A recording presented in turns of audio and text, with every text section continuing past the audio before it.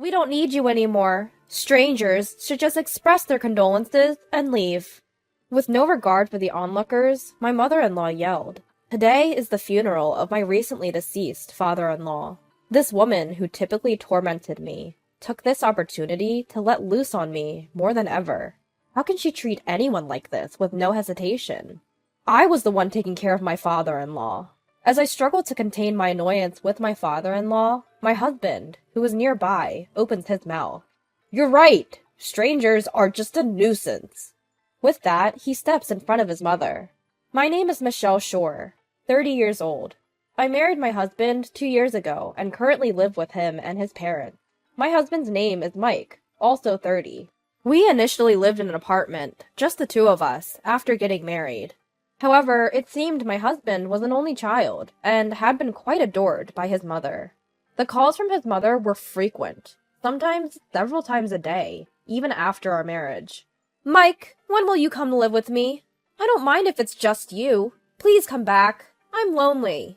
You know, the greatest form of giving back to your parents is to just be with them." She would constantly beg for us to live with her like this. My husband didn't take it seriously and certainly had no intention of moving in with her. But one day, his father came to see us. "Mike, Michelle, could you consider living with us?" At this unexpected proposal, Mike asked with a troubled face, "What's this all about, Dad? You and Mom, you're both healthy. There's no need for us to live together, is there? We are physically well, but it's still rough at times for me, mentally. I may have reached my limit living alone with your mother." "What do you mean, Dad?" "Well," after hearing the full story from his father, it seemed that ever since Mike had moved out, his mother's behavior had been progressively getting worse. She would verbally abuse his father and withdraw money from the bank without even asking. When they checked the balance of the bank account they had been saving for their retirement, after a few months, it appeared that she had spent as much as $10,000 without even asking. When confronted, his mother readily confessed, but showed no remorse. What's worse, she had no intention of returning the money, and started complaining that the house has become uncomfortable since Mike left. Having reached his limits, his father made her swear on a written agreement that if she committed any more misdeeds, he would divorce her. Since then, there had been no abusive words or unauthorized spending, but the relationship between the two had not improved, and a cold war continued in their home. That's why his father was asking us to live with them, even for a short while, to ease the tension in their house. That night, my husband and I decided to discuss living with them. He seemed to think that I would be against it, and began by saying, "I understand Dad's feelings, but Michelle, you'd be troubled if we suddenly had to live with them, wouldn't you?" But it's true that your father is having a hard time, right? If there's something we can do, we should do it, shouldn't we? But wouldn't that be hard on you? I'll be fine. Besides, your father is the one who will suffer if we don't do something. We have to help him as soon as possible." Yeah, you're right. Thanks, Michelle. I'll talk to Dad about moving in with them." And thus, we as a couple decided to move in with my in-laws. My husband and my father-in-law came to an agreement, and our new life started immediately the next month. My husband Mike always noticed my changes, and was someone I could rely on when things got tough. My father-in-law, too, had a good relationship with us ever since our first meeting during our engagement. However, the one thing that concerned me was my mother-in-law. As I mentioned earlier, she doted on her son Mike, incredibly.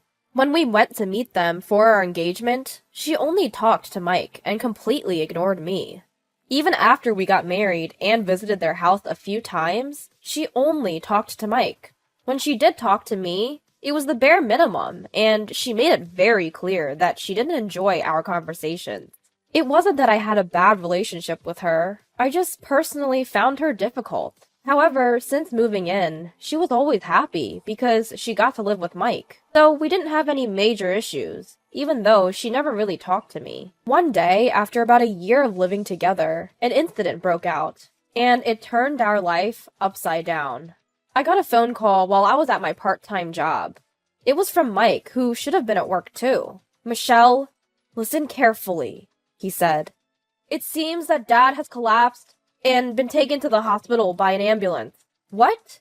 Dad? I replied. I'm leaving work now and heading to the hospital. What about you, Michelle? Of course, I'm coming too. I'll talk to my manager right now. Okay, let me know when you get to the hospital. I hurried to the hospital and met up with Mike. When we got to my father-in-law's room, he was lying in bed, but turned to us and spoke. Sorry for making you worry, he said with a smile, which gave us a bit of relief. But then I noticed something odd. I looked around and timidly asked him, Dad? Where is Mom? Oh, her. She's at home. Home? Why? I collapsed at home. She didn't even bother to call an ambulance. I had to call them myself. So, she didn't even ride with you in the ambulance? That's right. But don't worry about it. Oh, Dad. The shocking revelation left us speechless. Not only me, but Mike too, was turning red with rage. Thankfully, my father-in-law recovered and was able to be discharged after a few days. However, he was diagnosed with advanced cancer, and the collapse had left him with severe paralysis throughout his body, leaving him unable to live alone. The doctor informed us that he needed full-time care, and we were at a loss for words. When Mike relayed this to his mother, she let out a heavy sigh. She acted as if she was being inconvenienced, but Mike and I managed to persuade her, and we all decided to work together to take care of my father-in-law. Mike made a good earning, so I quit my part-time job to dedicate myself to caregiving and house chores. Ever since then, my life centered around caregiving. While it was challenging to adjust to something new, my father-in-law always wore a smile and thanked me, saying, "Thank you." When Mike got home from work, he would take over the caregiving responsibilities. This allowed me to finish preparing dinner and take a bath while enjoying a brief period of freedom. We were living each day in this cycle, making it possible for me to continue providing care without overburdening myself. That being said, it wasn't all smooth sailing. When Mike left for work, my mother-in-law wouldn't lift a finger to help. Moreover, she would become irritated when I was busy caring for my father-in-law and couldn't handle all the housework. One day, unable to bear the situation any longer, I confronted her directly. Mother-in-law, could you maybe help out a bit more? I asked. What? Why all of a sudden? You're so full of yourself, she responded. If you don't want to take care of my father-in-law, I'll do it. Could you at least help out a little with the household chores in return? Shut up! You're only our daughter-in-law. The housework is your job. And of course, so is taking care of him. Wait a minute. We've talked about doing our best to help each other out. You decided that on your own, didn't you? Don't drag me into that. I just wish he would die already. I need the inheritance money. Hold on. How could you say such a thing? Your husband is still... Enough! You're a stranger to begin with. The conversation ended with my mother-in-law calling me disrespectful and leaving. I asked her for help a few more times, but to no avail. I also talked to Mike about it, and he tried to talk to her, but she would always play the victim, making it impossible to have a meaningful discussion. To make matters worse, Mike had to transfer. Upon hearing the news, my mother-in-law gleefully suggested, "Let's put him in a nursing home." But nursing homes are expensive, and she's not working. Given that my father-in-law is physically disabled but still mentally well, is there really a need to put him in a home? After thinking it over many times, I decided to stay behind and continue taking care of my father-in-law. Initially, my mother-in-law made her displeasure quite obvious, but I didn't let that get to me. Despite Mike's concerns, I stood firm in my decision. However, what I didn't realize was how this choice would bring me so much distress. A few months had passed since Mike had started his new assignment elsewhere. On this day, I was going to meet a close friend who lived far away, but was visiting town. I had previously informed my in-laws about this and had arranged for my mother-in-law to take care of my father-in-law for the day. However, just as I was getting ready to leave, my mother-in-law came into my room without knocking and said, "Michelle, I'm going shopping with a friend right now. Could you please take care of the house and him?" Wait, what? I thought I made it clear that you were supposed to take care of my father-in-law today, since I'm meeting up with my friend. Oh, is it? I don't remember. That's so unfair. I've told you days before. You're so annoying. I don't know anything about this. Just be grateful that I'm letting you live here, rent-free. But I was really looking forward to meeting my friend after so long. Even a fool like you has a best friend, huh? Birds of a feather flock together. Don't worry, you'll meet them again soon enough. Well, good luck. My mother-in-law hastily left through the door. I broke down crying. Why? Why is it always me? I do the housework and take care of Mike's father every day. Isn't it okay to go out for just one day? This is too much. Just because you hate me. This is too much. A mix of unplaced anger and emptiness overwhelmed me, making it hard to recover. But now that my mother-in-law was out, I had things to do. I wiped away my tears, texted my best friend about what had happened, and got back to the household chores. I prepared the meal for the elderly care and headed towards Mike's father's room. When I knocked and entered the room, Mike's father called out with a serious look. "Michelle! My father-in-law! What's the matter?" "I'm sorry. Because of my wife. Your plans got ruined." "Huh? Did you hear that earlier?" My father-in-law slowly nodded. Then he pulled something out of the drawer next to his bed and handed it to me. "My father-in-law, this is... Could you do me a favor in my stead?" "But are you sure?" "Yes, I am. It's something I've decided a little while ago." Saying that, he pulled out a voice recorder from under his pillow. When the play button was pressed, an unbelievable voice came out.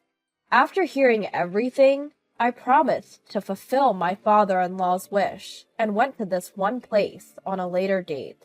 But that was the last thing I was able to do for my father-in-law. 2 weeks later, my father-in-law's condition suddenly worsened in the middle of the night. Even though he was rushed to the hospital by ambulance, it was too late, and he passed away. My husband, who hurried back from out of state, was not able to be there at the end. "Father-in-law, what's the matter?" My mother-in-law, who always claimed it was too much of a hassle, left all the arrangements for the wake and funeral to my husband. We held a simple wake, just with our close family members, and then the day of the funeral arrived.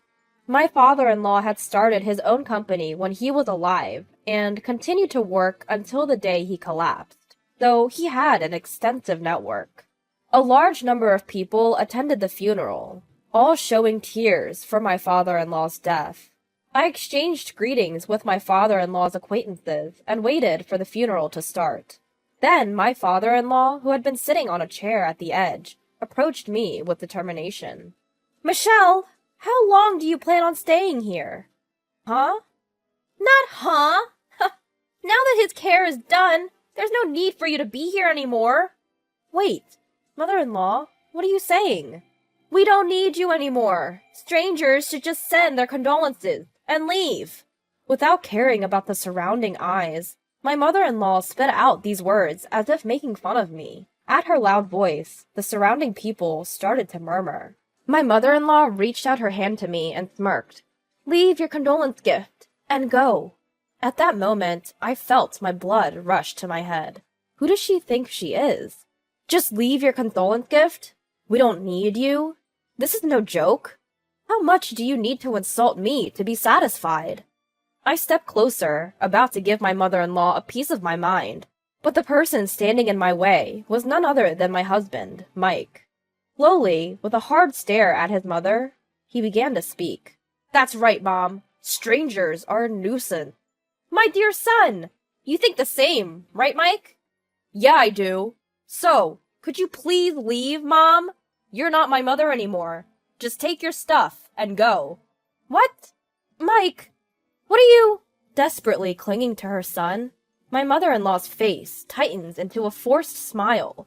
Her voice trembles, her disturbance clearly visible. Mike turns to me, trying to convey something. Understanding his intention, I explain the situation to my mother-in-law. Mother-in-law? No! Margaret, please, leave immediately. What did you just say?